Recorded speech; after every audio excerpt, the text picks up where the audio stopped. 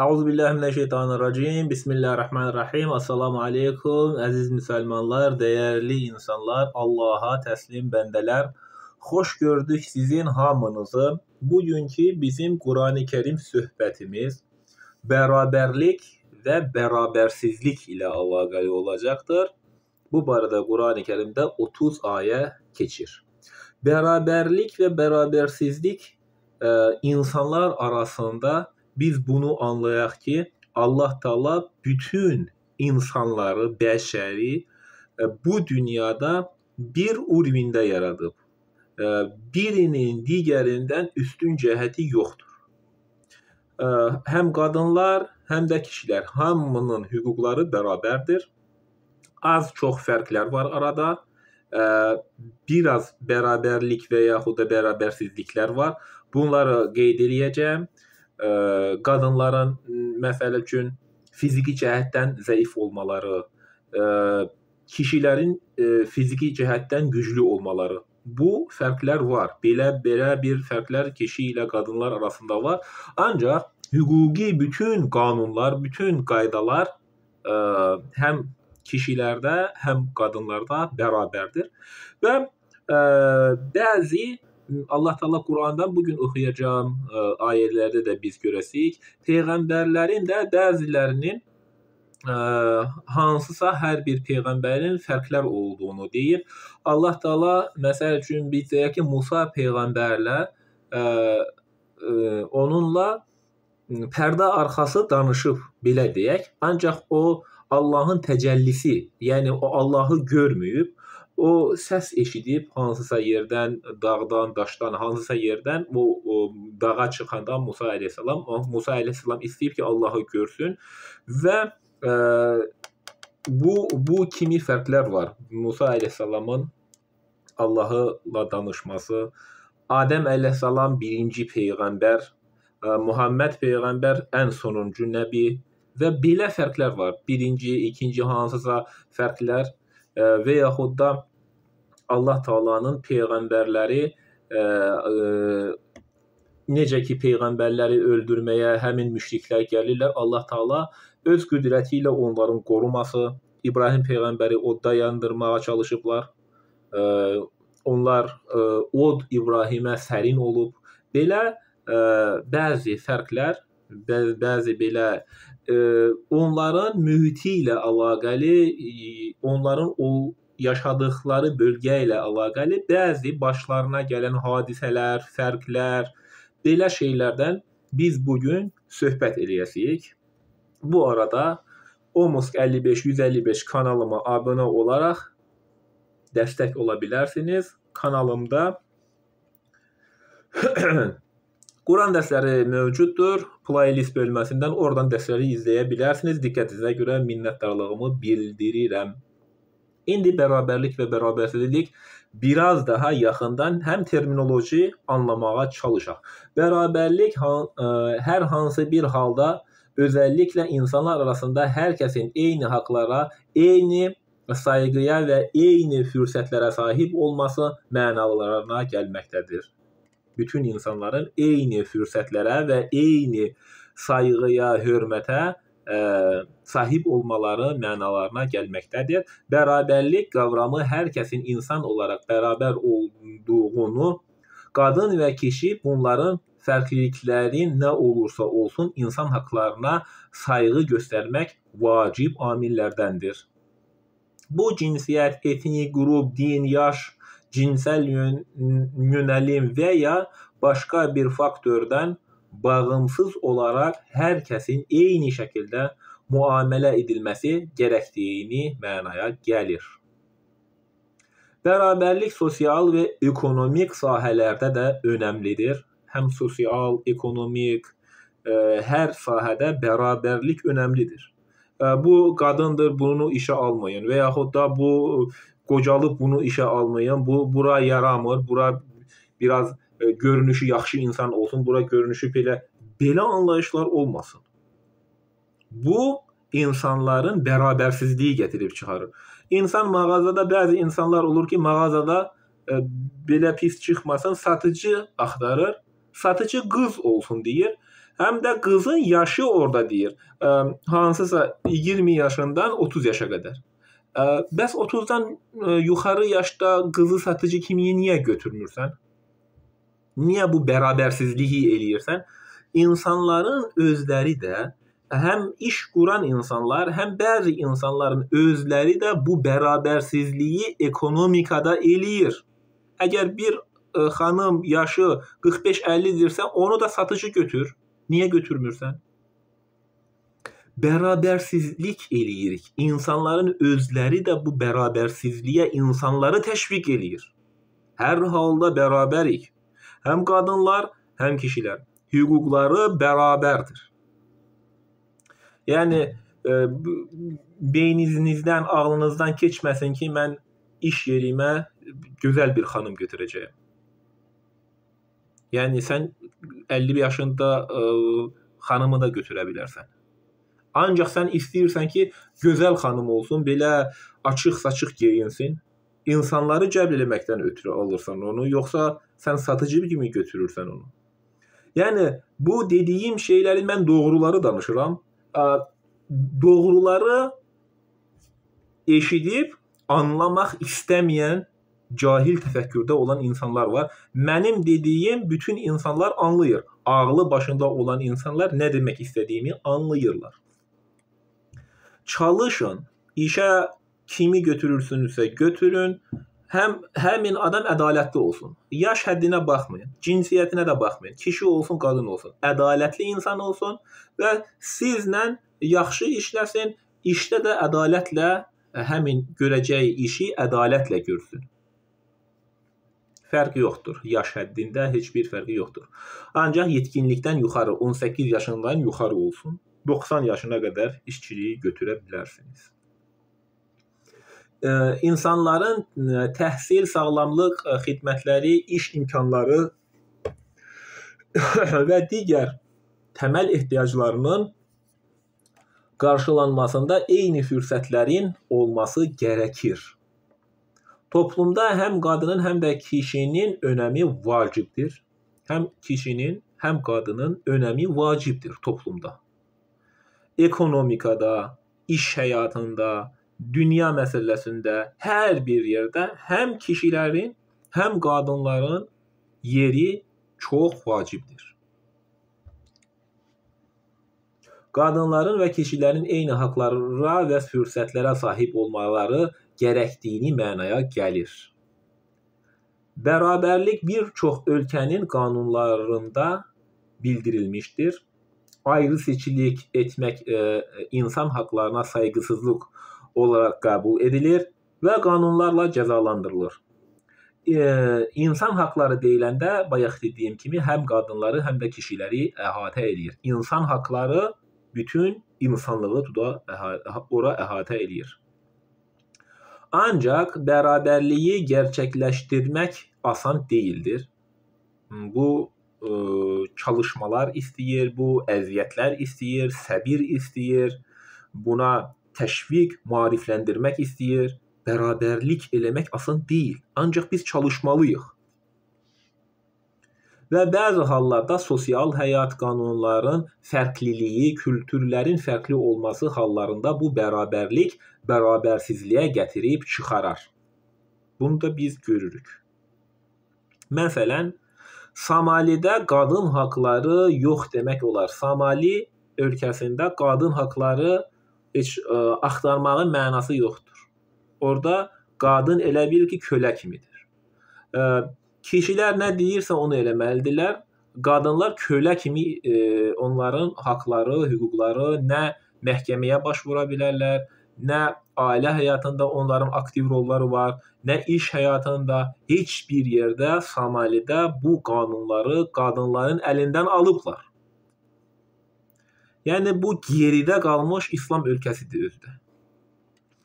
İslam ölkələrin bəzən niyə deyirəm geridə qalmış? Müsəlmanların başına bəla olan odur ki, oxumamaqlarından irəli gəlir. Dünya miqyasında oxuma və yazma bilməyənlərin çoxluğu müsəlman ölkələri təşkil eləyir və bu kimi qanunsuzluqlar da, bərabərsizliklər də, ədalətsizliklər də müsəlman ölkələrində baş verir. Niyə? Niyə biz geridə qalmalıyıq? Niyə biz çaba göstərmirik? Niyə həm qadınların, həm kişilərin hüquqları, qanunları bərabər eləmirik? Niyə insanların onun formasına, gözəlliyinə baxıb qiymət veririk? Niyə insanlığa baxıb qiymət verən yoxdur? Niyə? Biz özümüz buna insanları maarifləndirib təşviq eləməliyik. Kənar gözəlliyinə baxıb insana qiymət vermək olmaz. İç gözəlliyinə, insanlığa baxıb. Həm iş həyatında, hər bir işdə insanın ədalət, insanın əxlaq, onun insanlığa baxıb insanla insan kimi olmalıdır. Və Somali kimi və digər ölkələrdə qadın haqları yoxdur, yox səviyyəsindədir. Kişilər nə istəsə eləyə bilərlər burada. Qadın öz başına heç maşına da sürə bilməz, heç məhkəməyə də müraciət eləyə bilməz. Belə geridə qalmış ölkələr də mövcuddur. Müsəlmanlar ölkələri, əfsuslar olsun, belə geridə qalmış ölkələr arasında yer alır.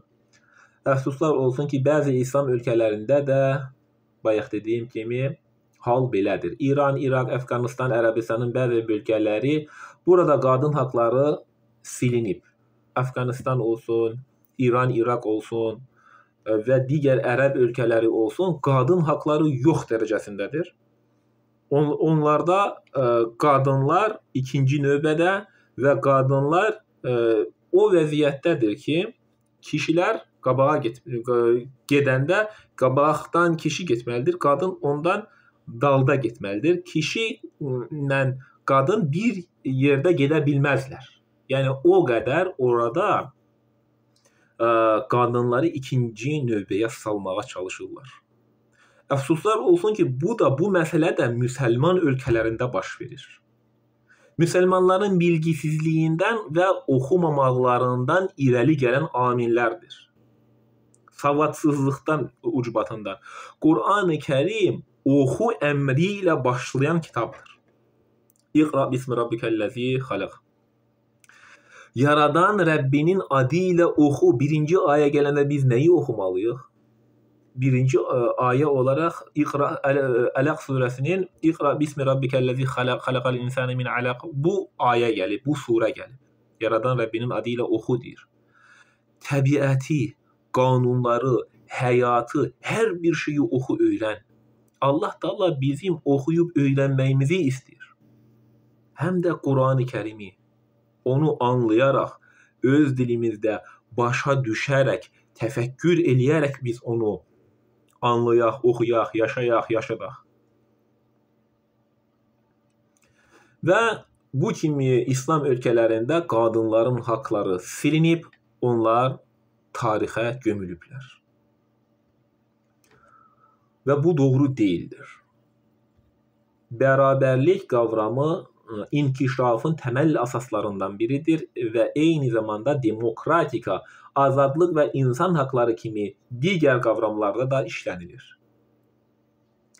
Bərabərlik insanların özlərini ifadə etmələri və potensiallarını tam olaraq ortaya çıxarmaları üçün vacib bir bağlantıdır. Ayrıca ətrafın rəfahı və barışı üçün də vacibdir. Çünki insanlar arasındakı ədalətsizlik və fərqlənmələr sosial gerilimə və sosial gerilimə və qarışıqlığa səbəb ola bilər. Bərabərsizlik eləsək sosial gerilimə və qarışıqlığa səbəb ola bilər. Əgər insanlar özləri bərabərsizlik eləyirlərsə insanlar arasında.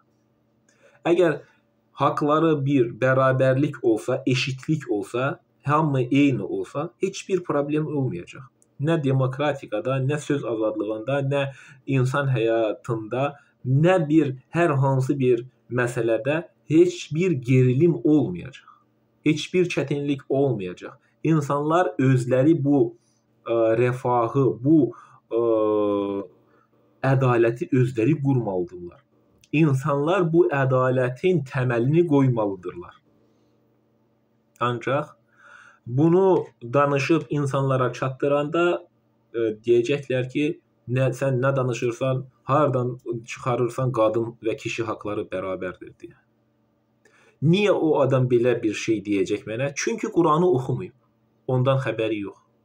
Qadın və kişinin haqları eynidir. Fiziki cəhətdən kişi güclü, qadın zəif ola bilər. Ancaq haqları və hüquqları bərabərdir. Kişi evləndikdən sonra qadını incidib, onun üzərində hakim olmaq belə anlayışlar doğru deyildir. Ailə məsələsində də, sosial məsələsində də, hər bir məsələdə qadın və kişi bərabər olmalıdır. Həm ailə məsələsində bacardığını həm kişi, həm qadın eləməlidir. Evin ekonomikası, bütün alınan məsələlər, kommunalkalar, pul ilə onu eləyən işlər kişinin üzərinə düşür.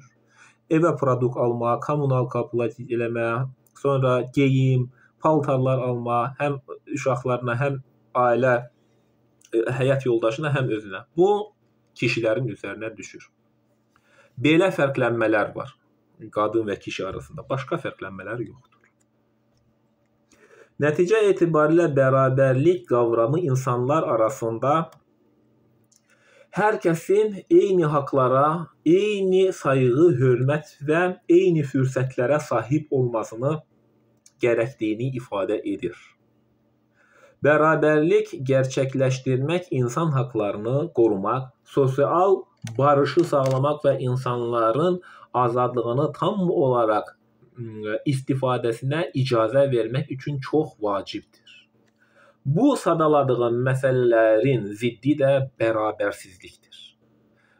Yuxarıda oxuduğum bütün maddələr bərabərlik ilə əlaqəli termin olaraq nə olduğunu dedik və bərabərlik oldu. Buna nə ziddirsə, bu da bərabərsizlikdir. İndi Quran ayələrinə keçək.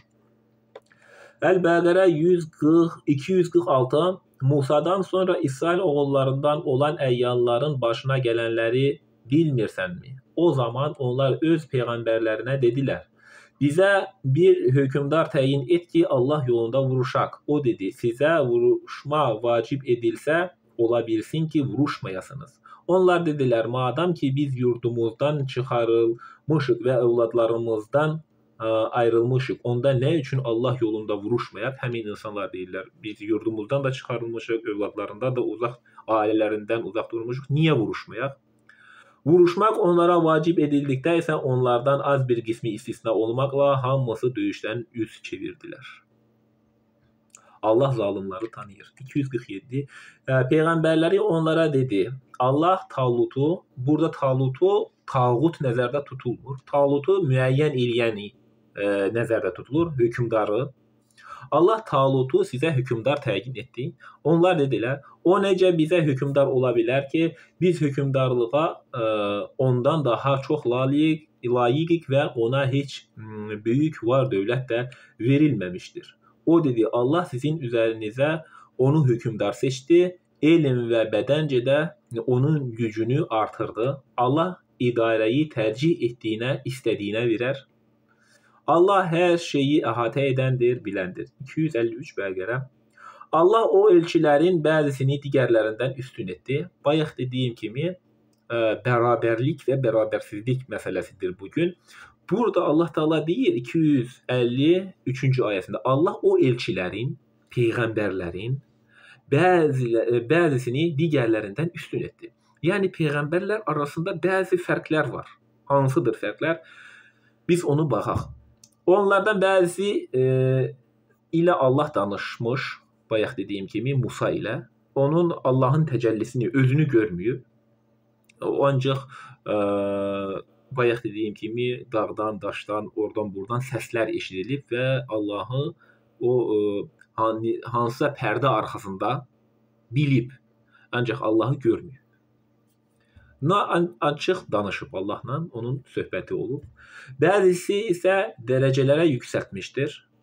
Bəziləri dərəcələrə yüksəltmişdir.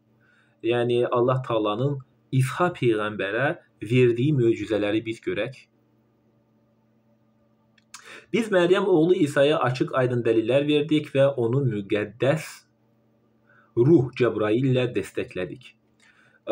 Fərqlənmələr oradadır ki, Allah Taala İsa peyğəmbəri atasız olaraq dünyaya gətirib və öz ruhundan Cəbrail mələk vasitəsilə Məryəm anamıza göndərərək İsa əleyhissalam peyğəmbər dünyaya gəlir.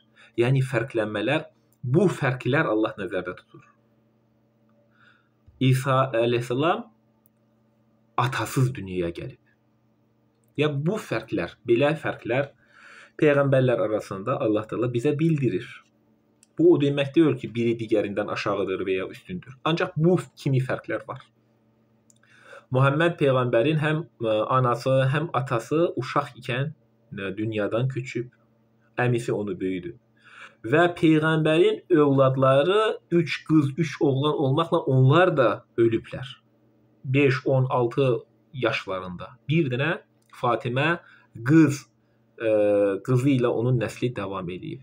Yəni bu fərqlər biz görürük və digər peyğəmbərlərə də Allah Taala belə imtahan məqsədi ilə bu kimi fərqlənmələr verir ki, hansı yöndən onlar Allaha təslim bəndələr olacaqlar. Yəni Allahın onlar üçün müəyyən etdiyi bu imtahan həyatındakı bu çətinliklərə onlar səbr eləyəcəklərmi yoxsa yox? Bu ilə əlaqəli Allah Taala peyğəmbərləri imtahana çəkir, onları sınayır, bəzi fürsətləri əlindən alır, bəzən onlara fürsətlər verir. Bunu da unutmayaq ki, Qurani-Kərimdə Allah Taala bildirir ki, əgər onların işlətdikləri günahlara görə onlara 2 qat cəza var.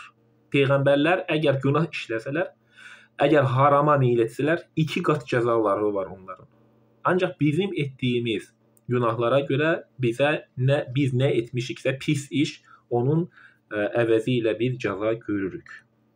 Həm də peyğəmbərlərin xanımları ilə yadındadırsa Nisa surəsində olacaqdır. Həmin peyğəmbərlərin xanımları əgər onlar da hər hansı bir günaha sövq etsələr, onların cəzası 2 qat olacağını Allah Taala Qurani-Kərimdə bildirir. Əgər Qurani-Kərimdə Allah Taala bildirməsəydi, biz dini doğruları hardan öyrənəsidik? Piyasada, ortalıqda o qədər uydurmalar var. Uydurmaların içərisində bəzən əməli salih, gözəl əxlaq sahibləri də uydurmaların içərisində yox olublar. İnsan gözəl əxlaq, gözəl şəxsiyyətdir. Əxlaq sahibidir. Quran əxlaqı ilə əxlaqlanan insandır. Halbuki Qurandan uzaq olduğuna görə ənənəvi din anlayışı onu da uydurma din anlayışına girərək bataqlığa sürükləyiblər onu da. Belə uydurma din anlayışında olan belə insanlar da var, əfsuslar olsun ki, mən hər zaman daim insanları Qurana, Allaha, haqqa, ədalətə dəvət eləyirəm. Özümə heç kəsi dəvət eləmirəm. Mənim nə məzhəbim, nə firqəm, nə heç bir şeyim yoxdur. Allah Taala məni müsəlman yaradıb və ölənə qədər mən müsəlman olacağam. Mənim heç bir rabitəçiyim və yaxud da şeyxim, müraciət elədiyim insanlarım da yoxdur. Nə vaxt mənə nəsə aydın olmasa, mən Allahın kitabına, bizim həyat tərzimiz olan Qurana müraciət eləyirəm və ora müraciət eləyib Quran məni heç vaxt yarı yolda qoymuyor və həm özüm üçün mən Quranı oxumuşam və oxuyub anladıqdan sonra çalışdım ki, Quran dərsləri mən hazırlayım və insanlara Allahın mesajlarını bacardığım qədərilə çatdırmaya çalışım. Mənim məqsədim, missiyam budur. Allah Taala da Qurani-Kərimdə deyir ki, sizin ən xeyirliniz Quranı oxuyub, anlayıb onu insanlara çatdırmağınızdır. Ən xeyirliniz. Və Allah bunu dediyi halda biz niyə ən xeyirlilərdən olmayaq? Quranı anlayıb insanlara çatdırmayaq. Biz çalışaq onu anlayan dilində insanlara çatdıraq. Əgər Allah tərcini insanlara buraxmayıb özü etsəydi, onlardan sonra gələnlər özlərinə açıq aydın dəlillər gəldikdən sonra bir-biri ilə vuruşmazdılar. Bir toplumda dindən söz edən kimi mübahisələr başlanır. Bu da insanların Allahın əmrlərinə tabe olmamalarından irəli gəlir. Hər kəs mən müsəlmanam deyir. Nə qədər müsəlmandır? Nə qədər Allaha təslimdir? Allahın bildirdiyi şəkildəki müsəlmandır, yoxsa uydurma din anlayışının məzhəbçi müsəlmanıdır? Hansı müsəlmanındandır? Bəs sən Allahın bildirdiyi müsəlmansanmı? Allah Quran-ı Kərimdə bizi müsəlman olduğunu bildirir. Allahın bildirdiyi hökmlərlə yaşayan müsəlmandır, yoxsa ənənələri din deyə yaşayan müsəlmandır, yoxsa dədə-baba adətlərini mən belə görmüşəm, belə yaşayan müsəlmandandır? Hansındanıq? Hansındansınız? Özünüzü bir sorğulayın. Cavabı tapmaq üçün bu sorğulama vacib bir məsələdir. Yoxsa öz ağlı ilə bildiklərini yaşayaraq müsəlman sanırsan. Nə qədər ki bizdə birlik yox, din adı altında bu çaxnaşmalar ölənə qədər davam edəcək. Qurandan uzaqda olduğumuz təqdirdə bu kimi hallar əksik olmayacaqdır. Nə qədər ki biz Qurandan uzağıq, bu kimi hallar əksik olmayacaq.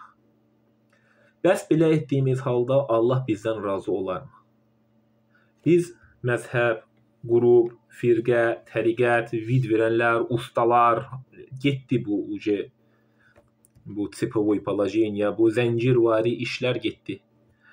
Biz əgər həmin insanlara, rabitələrə müraciət edib dini anlamaya çalışsa, Allah Teala deyir, bu dünyada günah olmayan heç bir insan yoxdur. Peyğəmbərlərin günahları da Allah Teala Quran-ı Kərimdə bildirir. Həmin günah əhli olan insanların dalınca, əgər onlar səhv eləyiblərsə, hardan bilirsən sənin ustan səhv eləməyəcək? Buna sən hardan əmin ola bilərsən?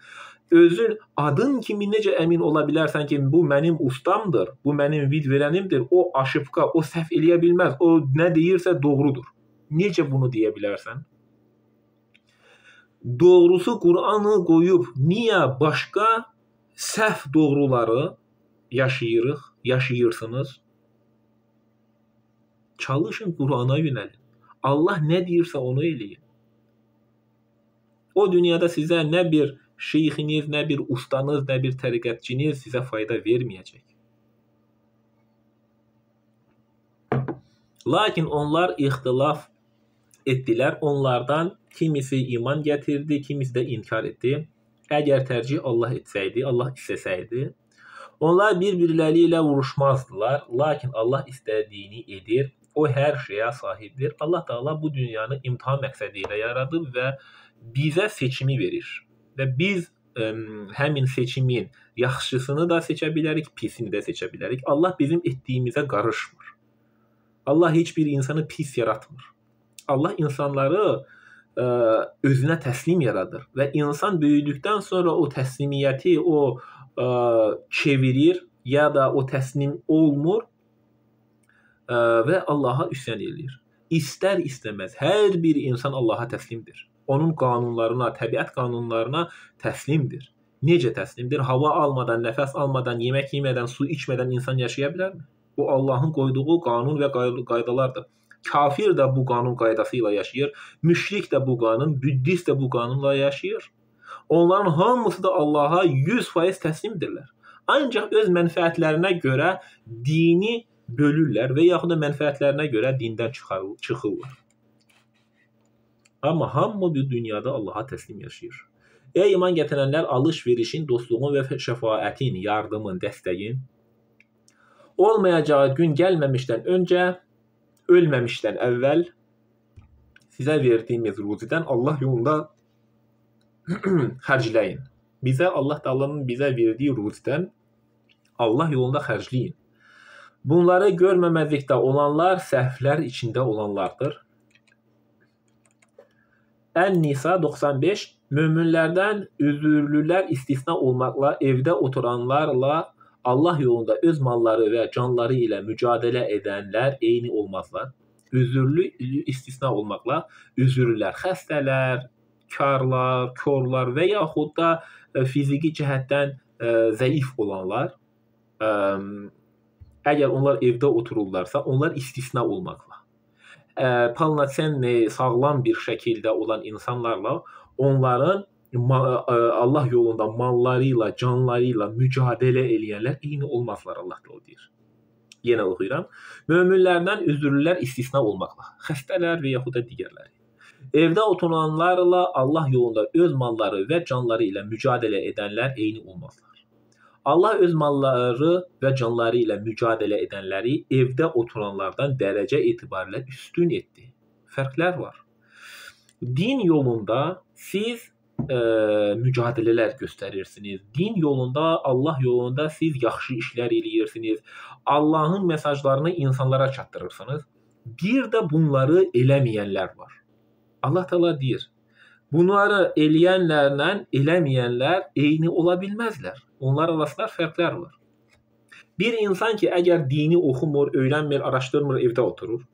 Bir insan ki, dini oxuyur, araşdırır, onun üzərində çalışır, çabalar göstərir və insanlara Allahın mesajlarını təbliğ eləyir, çatdırır və evdə oturanla bu əziyyət çəkən insan eyni ola bilərmi?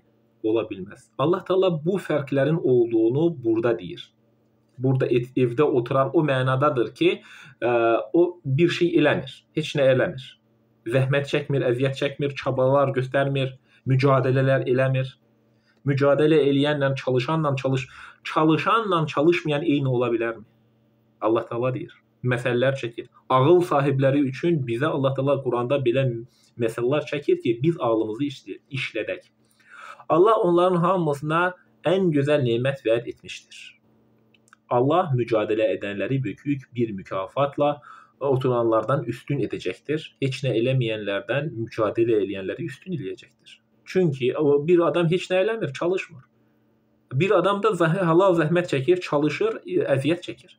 Buna biz qiyaslayaq ki, bir insan əgər evdə oturacaq, heç nə eləməyəcək, qazanc eləməyəcək, qazanmayacaq.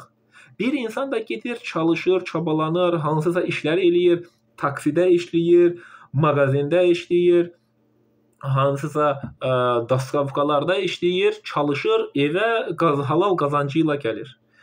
Bir var evdə oturan insan, heç nə eləməyən sağlam bir insan evdə oturur. Burada xəstələr istisnalı, üzürlər istisnalıdır.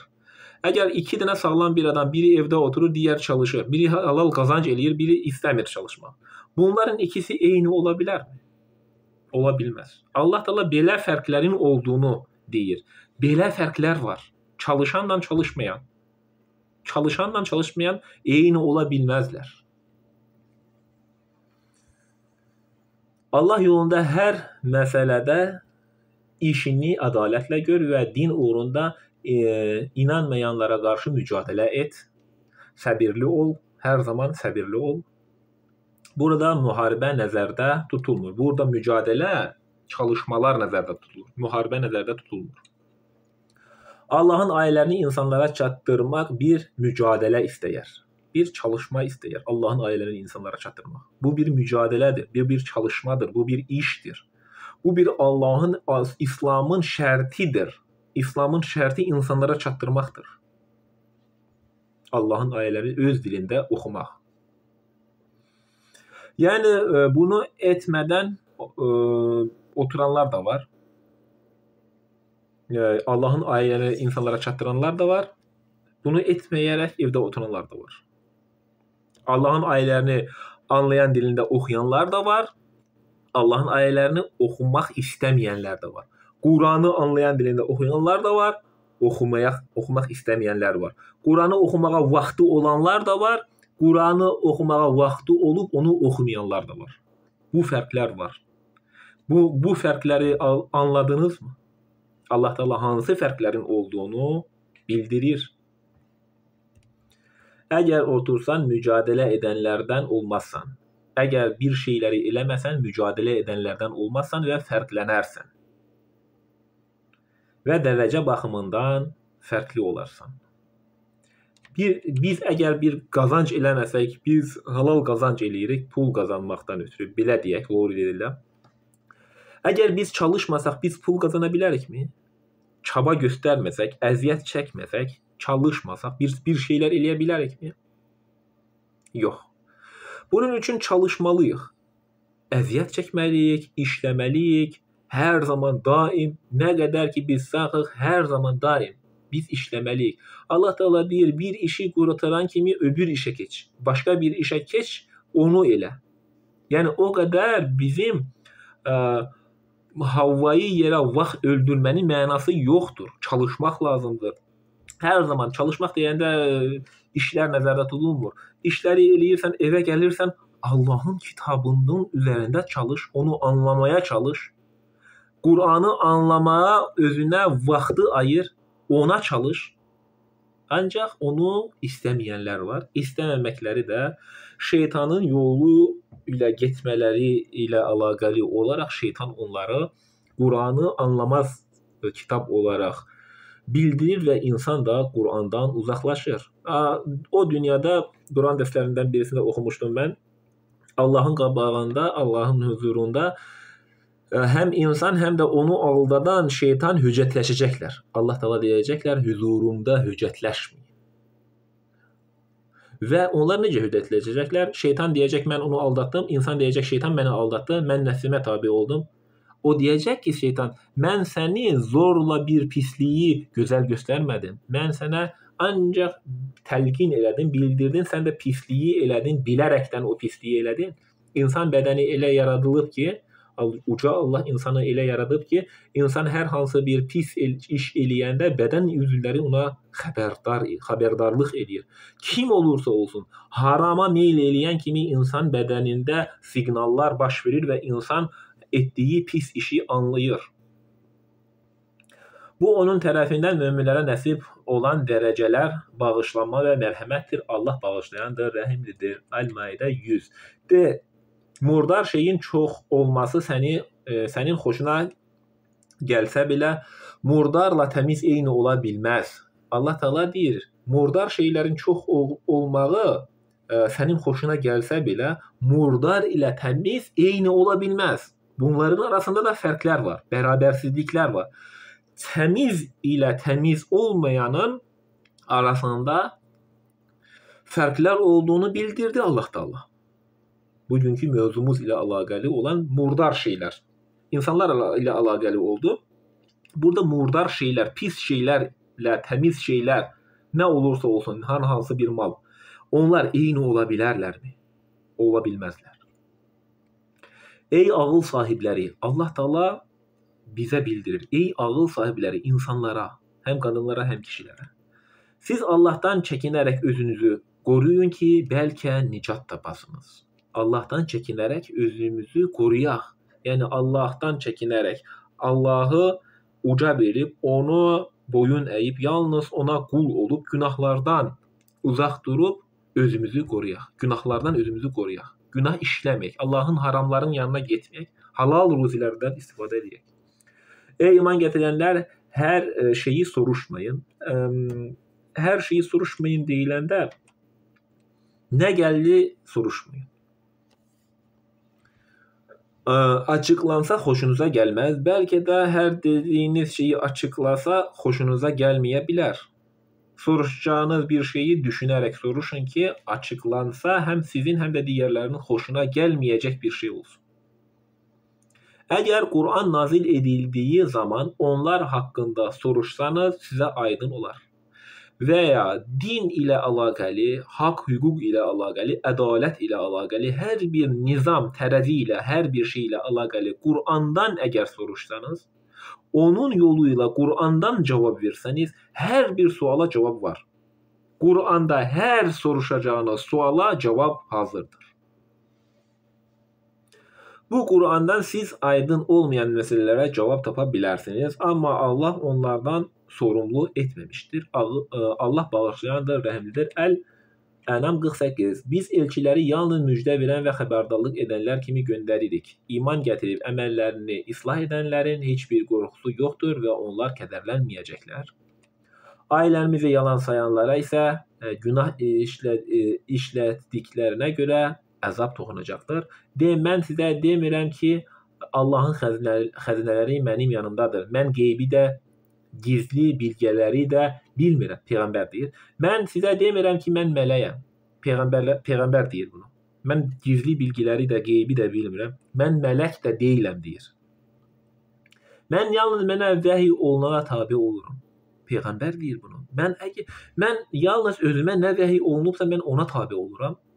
Bütün peyğəmbərlər onlara nə vəhy olunubsa onu edərlər. Yoxsa bəzi müsəlmanlar kimi özlərinə məzhəb alimi axtararaq dini bölməzlər. Heç bir peyğəmbər bunu eləməyib. Peyğəmbərlər özlərinə nə vəhy olunubsa qeydsiz, şərtsiz onu ediblər. Peyğəmbərlər bizi birliyə çağırır, bu Qurana, ədalətə bizi çağırır. Məgər körlə görən eyni ola bilərmi? Məgər düşünmürsünüz? Körlə görən çox gözəl misal çəkdi Allah Teala yenə. Kör ilə görən, eşidən və sağır eyni ola bilərmi? Bilməzlər. Allah Teala misallar çəkir bizə, biz ağlımızı işlədək. Rəbbinin huzurunda toplanacaqlarından qorxanları bu Qur'anla xəbərdar et ki, Allahdan başqa onların nə bir dostu, nə də bir şəfaətçisi vardır. Bəlkə pis əməllərdən çəkinsinlər. İman gətirdikdən sonra imanlarına zülm qatışdırmayanları əmin amanlıq gözləyir. İman gətirdikdən sonra imana zülm qatışdırmayanları əmin amanlıq gözləyir. O imanınızı kamil bir şəkildə sağlam saxlayın. İmanınızı uydurmalara qurban eləməyin. Uydurmalarla imanınızı zədələməyin. Doğru yola yönəlmişlər də məhz onlardır, iman sahibləri. Bunlar öz qövmünə qarşı İbrahimə də verdiyimiz dəlillərimizdəndir. Qurduğumuz ədalətə görə kimini dərəcə yüksəldiriz. Sənin Rəbbin doğru qərarlar verəndir və biləndir. Verdiyi nemətlərlə imtahan üçün sizi yer üzünün xələfləri təyin edən, birinizi digərinizin fövqünə dərəcə qaldıran odur. Həqiqətən sənin Rəbbin tezliklə cəza verəndir. Həqiqətən o bağışlayandır, rəhimlidir. Allah Teala Quran-ı Kərimdə özünün rəhimli, bağışlayan, mərhəmətli olduğunu tez bizə xatırladır. Əraf 68. Mən Rəbbinin vəhy etdiyi hökmlərini sizə təbliğ edirəm. Mən sizin etibarlı nəsihətçinizəm, Peyğəmbər. Allah Taala'nın ona nə vəhy olunubsa onu bizə bildirir və onun etibarlı, daviriyə olunası, güvənilir şəxs olduğunu bildirir. Sizi xəbərdar etməsi üçün içinizdən bir kişiyə Rəbbinizin xatırladıcı sözlərini gəlməsinə heyrətmi edirsiniz? Yadınıza salın ki, o sizi Nuh qövmündən sonra sizi onların yerinə yerləşdirdi və sizi daha qüvvətli etdi. Allahın nemətlərini xatırlayın ki, bəlkə qurtuluş tapasınız. Onlar dedilər, yanımıza gəlmisən ki, atalarımızın ibadət etdiklərini buraxıb tək Allaha ibadət edək. Allah Teala Peyğəmbəri onlara göndərir ki, həmin qövmin müşrikləri də ona deyir ki, Peyğəmbərə, yanımıza gəlmisən ki, Peyğəmbərə deyir, Peyğəmbərlərə, Nuh'a deyək. Yanımıza gəlmisən ki, atalarımızın ibadət etdiklərini buraxıb tək Allaha ibadət edək. Atalarınızın ibadət etdikləri şeylər nədir? Rabitədir, müriddir, şeyxdir, ustadır. Onların yolu ilə Allaha yaxınlıq eləmək. Budur atalarımızın etdikləri ibadətlər. Mən atalarınızı qınamıram. Dədə-babalarınızı da qınamıram. Onlar da bizim kimi insanlar olublar. Biz də səhv eləyə bilərik. Onlar da səhv eləyə bilərlər. Allah Teala deyib, əgər doğru, dürüst, heç bir nöqsanı, heç bir səhv olmadan sizə nuru, zikri indirdim və yenə siz dədə-babalarınızın bildiklərin yoluna gedərək eləmi ibadət eləyəcəksiniz deyir. Bəlkə də dədə-babalarınız səhv eləyiblərsə, o səhvi təkrar mı eləyəcəksiniz? Uca Allah Quranda buyurur. Bunu əgər artıq eşitdikdən sonra bəlkə də düşünüb anlamaya çalışarsınız. Onlar dedilər, yanımıza gəlmirsən ki, atalarımızın ibadət etdiklərini buraxıb tək Allaha ibadət edək. Əgər doğru danışanlardansansa bizə vəd etdiyin şeyi gətir görək. Peyğəmbərə belə buyurdular. Hud dedi, artıq Rəbbinizdən sizə əzab və qəzab yetişdi. Siz özünüzün və atalarınızın uydurduqları isimlər barəsində mənimlə mübahisə mi edirsiniz? Halbuki Allah onlar barəsində heç bir dəlil nazil etməmişdir. Gözləyin. Nuh onlara dedi. Şübhəsiz mən də sizinlə birlikdə gözləyənlərdənəm. Araf 15. Göylərdə və yerdə olan məxluqlar da səhər axşam istər-istəməz Allaha səcdə edir. Kölgələri də bunu günorta və ikindidə edir. De, göylərin və yerin Rəbbi kimdir? Allah. De, Allahdır. De ki, Allah ilə aranıza siz onu qoyub özlərinə nə bir fayda, nə bir zərər verməyə qadir olmayanları mı özünüzə dost tutursunuz? Rabitə edirsiniz. Ustalarınızı, şeyxlərinizi, müridlərinizi, ölmüşləri, ziyarətdə olanları Allah ilə arada qoyursunuz, arana qoyursunuz. Allah ilə arana qoyursunuz.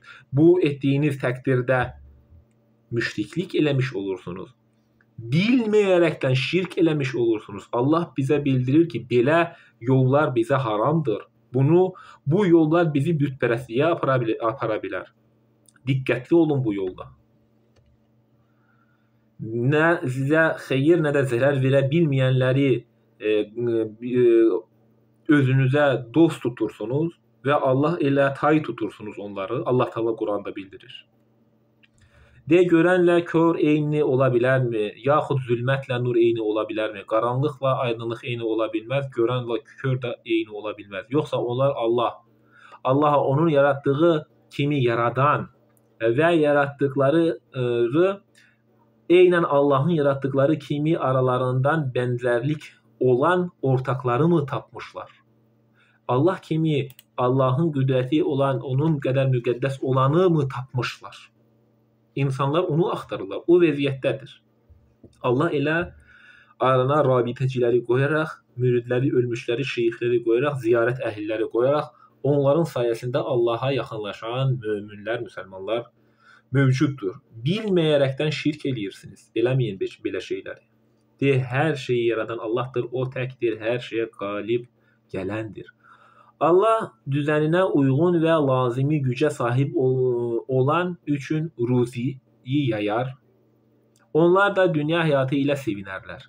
Dünya həyatı axirətə görə sadəcə bir dəfə yaranmadır, istifadə etmədir. Dünya həyatı axirətə görə bir dəfə yaranmışıq biz və bir daha bu dünyaya gəlməyəsiyik, belə yaranmayasıyıq. Ancaq axirətdə öldükdən sonra biz qəbirlərindən qalxasıyıq. Qəbirlərindən biz uşaq ikən qalxmayasıyıq. Kamil bir şəkildə, bəlkə də 30 yaşlarında biz qəbirlərindən qalxasıyıq. Yaş həddi Quranda bildirilmir. Hər bir şeyi qavrayan, anlayan yaşda olduğumuz məqsədə uyğundur demək olar. Hər bir şeyi bilən yaşda biz qəbirlərindən çıxarılasıyıq, oradan qalxasıyıq. Və biz bu dünyaya bir dəfə gəlirik. Bir daha biz öldükdən sonra qiyamətdə qəbirlərindən qalxasıyıq və diriləsiyik. Və o vaxta qədər bu şans biz bu dünyadayıq, bugün bu dünyadayıqsa, sabah və yaxud da öldükdən sonra daha bu şans yoxdur. Əlinizdə şans varsa, şansınızı istifadə edərək Allaha səmimi bəndə olmağa çalışın.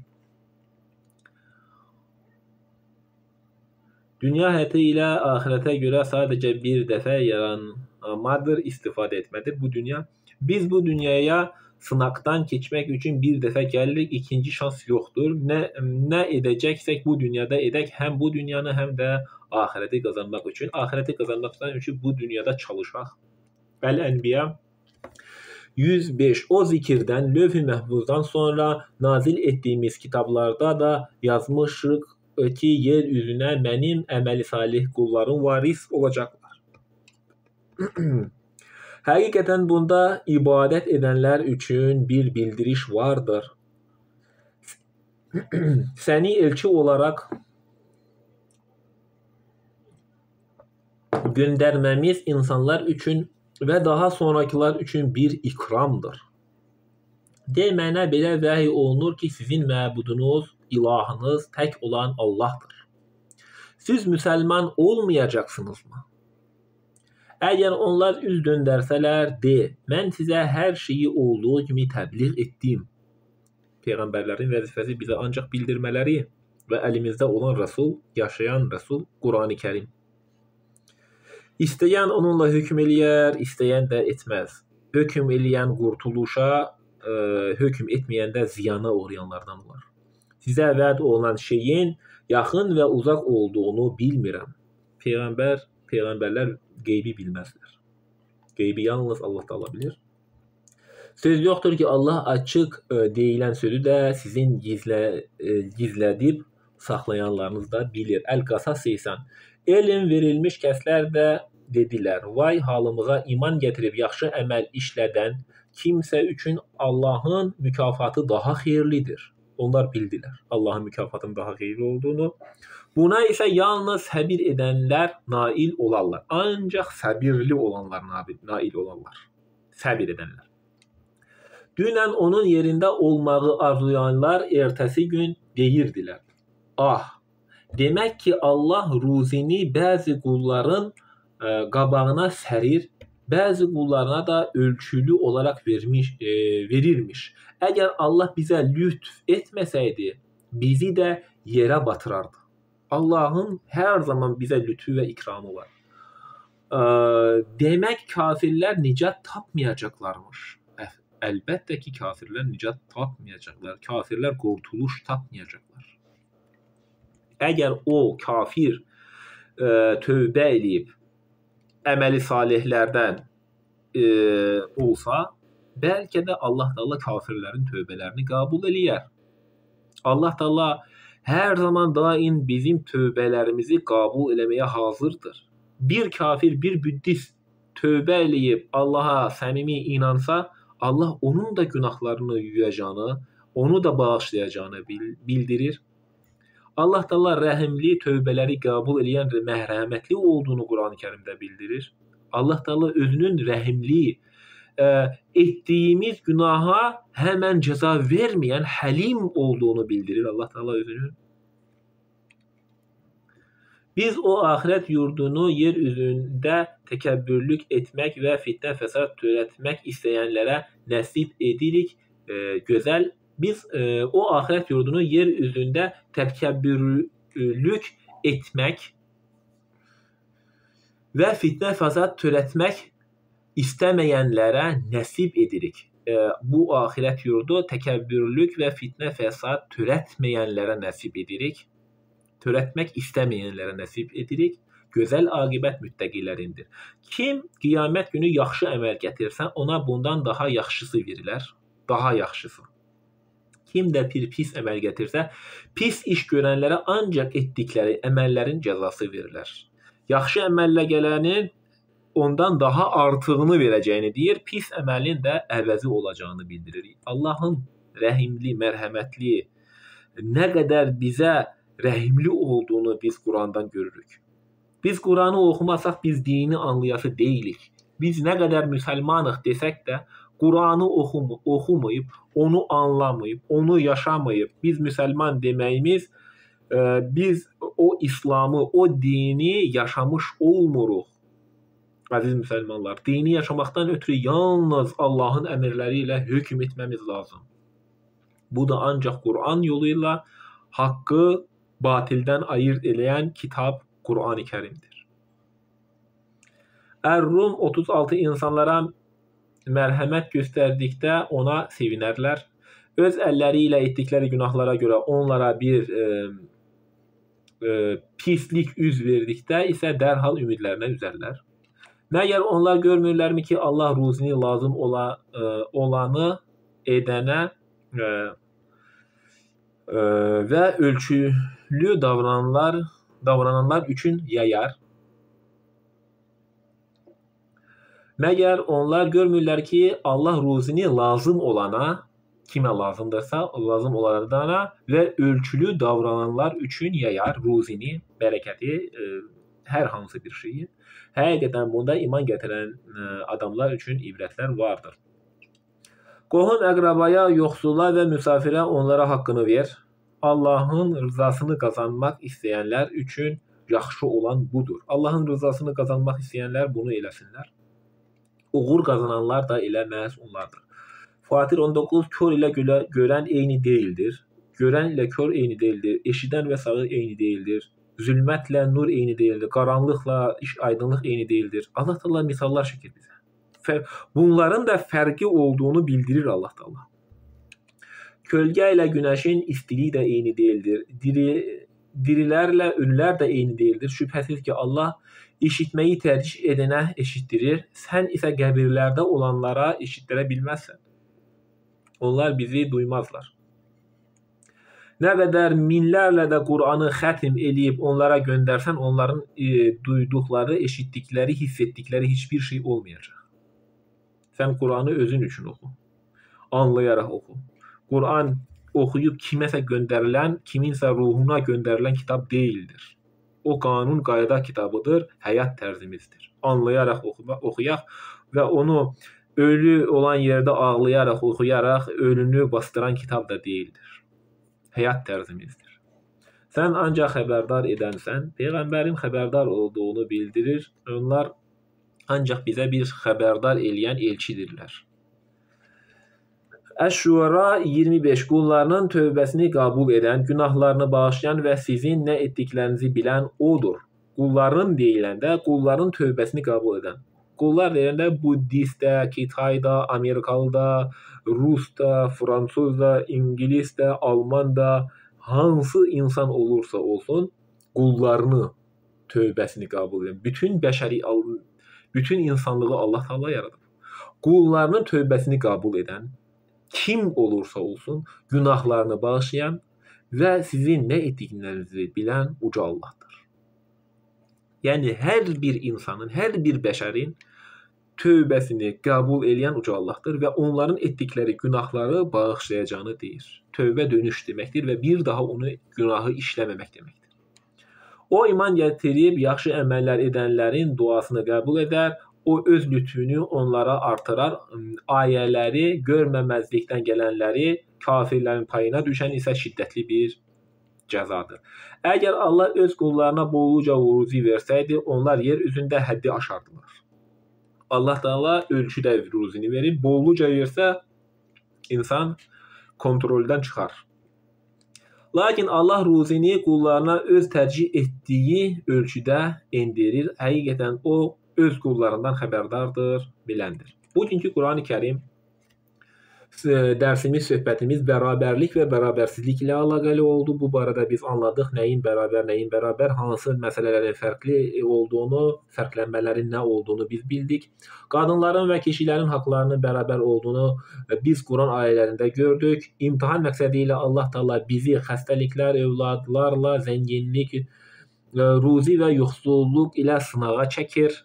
Bu imtahan həyatında kimin əməl baxımından qiyamətdə kimdən fərqli olduğunu bilmək üçün uca Allah bizi bu dünyada bəzi sınaqlardan keçirir. Çətin sınaqlar ola bilər. Allah bizə bacara bilmədiyimizin artığını yükləməz. Bu imtahan məqsədi ilə olan sınaqlarda biz tam riayət edərək Allaha təslim olmalıyıq. Allah heç kəsə zülm edən deyildir və heç kəsə daşıya bilmədiyindən artığını da yükləməz. Bu dünyada bizim var olmağımızın yalnız Allaha ibadət üçün olduğunu bilək. Sahibimiz olan Allaha könüldən boyun əyərək Allah əvəzində bizi cənnətə nemətlərini bəxş edəcəkdir.